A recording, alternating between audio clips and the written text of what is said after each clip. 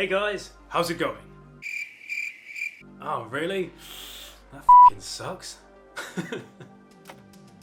Okay, so that was my very thorough and definitely not unplanned, spur of the moment bass cover of Floyd the Barber by Nirvana. Sweet. Okay, so as most of you guys probably know already, I have previously done a guitar cover of this song, probably some time ago now, but this is the bass cover, and I think it's pretty fair to say that with the bass version to this song, Chris Novoselic is pretty much just following what Kurt Cobain's doing with the guitar, or arguably he's leading the guitar, depending on your perspective, I guess. Which is very uncharacteristic for Chris Novoselic, of course, because he was very well known for laying a solid foundation while serving the song in an interesting way. Most of the time he would provide a very interesting way of complementing Kurt's simple yet very effective guitar parts to these songs, whether it be moving up and down the neck or simply around the key of what they were playing in, possibly to some degree providing a counter melody to what Kurt Cobain was playing perhaps. And I think possibly as well, just, providing a sense of forward momentum and, a way to sort of keep the song interesting, like on a more subconscious level, I guess, which somebody possibly wouldn't recognise perhaps upon listening to the song first time. I hope that makes sense because it makes perfect sense in my head. Also, did I forget to mention that this song is from Bleach? Wicked album. If you haven't listened to it, I definitely recommend it. A lot of the songs sound quite amateurish, but I think, if anything, that sort of adds to how much I find them endearing, to be honest, because it's sort of like the roots of Nirvana and, what they were going to evolve into, if you know what I mean. Yeah, great album. Definitely check it out.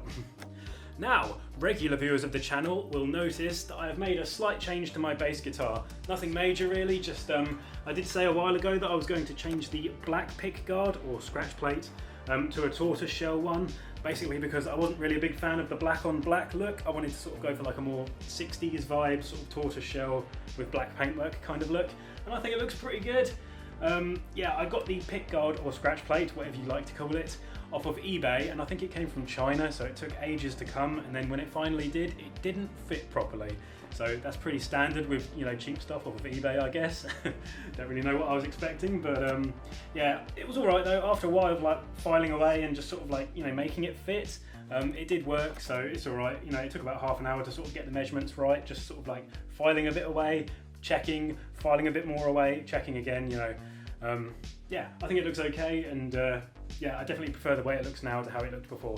Even though Chris Novoselic did use a black on black bass, I just prefer the way this looks. Looks more sort of like vintage and cool, in my opinion. Great story, dude. Now, I suppose, as much as I like doing Nirvana covers, I mean, Nirvana is one of my favourite bands of all time, so yeah, I love playing their songs on the guitar and on the bass, it's great. I do want to sort of step away from that slightly and, start doing some different bands and stuff like that. I have done, different bands in the past, like Green Day and Linkin Park and, other cool bands that I used to like when I was younger, but I definitely want to start doing a lot more of that because, yeah, much as I like playing Nirvana stuff, I don't feel like it's sort of like challenging me as much as it would be to sort of like, play something maybe like Smashing Pumpkins or Papa Roach or something like that, do you know what I mean? Or even Alice in Chains perhaps. Just like a different style that isn't just, banging out simple chords, just doing something different. Again, I love playing Nirvana. I really dig it, the way the songs are constructed and, the general vibe around, like, the attitude behind the guitar riffs and stuff. I really like it and I really enjoy playing it. But I am kind of getting, not bored, just a little bit burnt out. I want to sort of like venture out and do something different, do you know what I mean? Another thing I would like to do is continue writing my own music, which is something I used to do a long time ago. But obviously, since I've been doing a lot of guitar covers, I haven't had a lot of time to sort of like work on my own stuff. I've just been sort of like learning other people's music, so to speak. So yes, I would like to get back into that again, and maybe in the future I'll post some of my ideas that I've come up with and some of my compositions, I guess. Obviously I can play the guitar and the bass to a certain level now, so I'm sure I could come up with something kind of cool. The only thing I am missing is drums. If any of you guys out there know where I can get some like cool drum loops or just songs that are constructed already out of the drums, and all I have to do is like work out guitar parts around it kind of thing, for free, let me know. yeah, I don't know about singing. Singing's probably something I'm not going to do, but you know, if I could make some like instrumentals, that'd be awesome, man. Yeah, so if anybody knows where I can get some cool drum tracks or like, you know, entire drum songs that I could sort of like, you know, play along to or something, let me know, give me some links or whatever. Other than that, what more is there to say? I hope you enjoyed, you know, watching me play this song and possibly learning how to play it yourself. Not very difficult by any stretch of the imagination, super simple song. But once again, Nirvana, very, very fun song to play, and yeah, just full of attitude. And I really like the chorus, like the riffs to the chorus I think are really cool. Despite their simplicity, I think they're really fun to play.